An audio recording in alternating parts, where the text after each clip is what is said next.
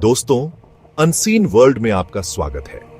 आज हम एक ऐसी कहानी लेकर आए हैं जो आपको डर के साए में ले जाएगी। एक ऐसी कहानी जो आपको बताएगी कि कैसे एक श्रापित दर्पण ने एक पूरे परिवार को बर्बाद कर दिया। आज हम बात करेंगे अंधेरी हवेली का श्रापित दर्पण की। यह कहानी एक धनी परिवार की है जो एक पुरानी हवेली में रहने के लिए आया था। उन्हें नहीं पता था कि हवेली में एक श्रापित दर्पण है जो उनकी जिंदगी को नरक बना देगा। राघव परिवार शहर की भीड़ भाड़ से दूर एक शांत और पुरानी हवेली में रहने के लिए आया। हवेली देखने में बहुत सुंदर थी, लेकिन उसमें एक अजीब सी उदासी थी। हवेली के एक कमरे में एक बड़ा पुराना दर्पण था जो धूल से ढका हुआ था। राघव की बेटी मीरा को दर्पण बहुत पसंद आया। उसने दर्पण को साफ किया और उसमें अपनी छवि देखी, लेकिन दर्पण में उसकी छवि सामान्य नहीं थी। उसकी आंखों में एक अजीब सी चमक थी और उसके चेहरे पर एक डरावना भाव था। धीरे धीरे मीरा का व्यवहार बदलने लगा। वह शांत और उदास रहने लगी। वह दर्पण के सामने घंटों खड़ी रहती थी और उससे बातें करती थी। राघव और उसकी पत्नी सीमा को मीरा की चिंता होने लगी। एक रात मीरा ने अपने माता पिता को बताया कि दर्पण में एक आत्मा है जो उससे बातें करती है। आत्मा ने मीरा से कहा कि वह उसे हवेली में हमेशा के लिए कैद कर देगी। राघव और सीमा ने मीरा की बात पर विश्वास नहीं किया। उन्होंने सोचा कि मीरा डरी हुई है, लेकिन अगले दिन मीरा गायब हो गई। राघव और सीमा ने मीरा को पूरी हवेली में ढूंढा, लेकिन वह कहीं नहीं मिली।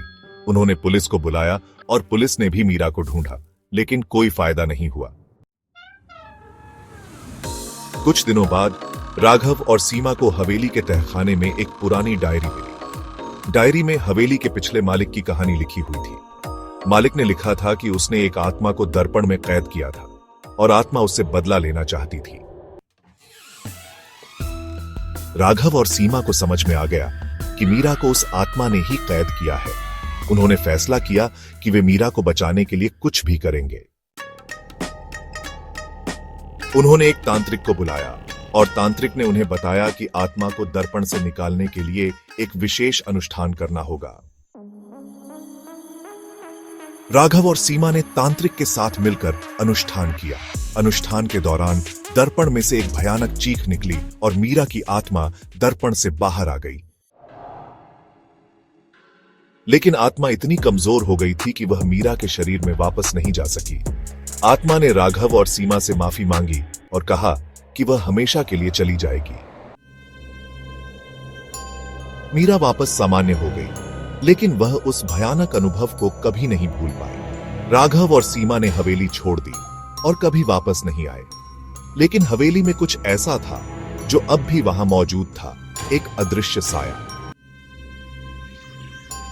आज भी लोग कहते हैं कि अंधेरी हवेली में वह श्रापित दर्पण है और उसमें कैद आत्मा अभी भी बदला लेने का इंतजार कर रही है।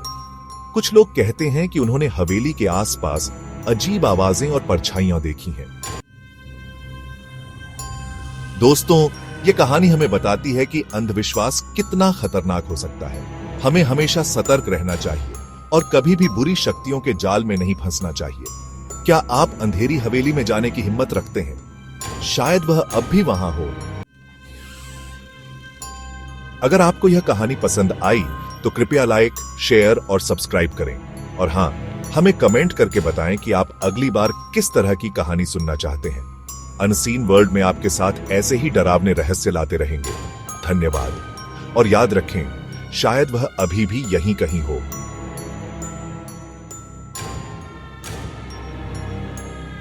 क्या आप उसे महसूस कर सकते हैं?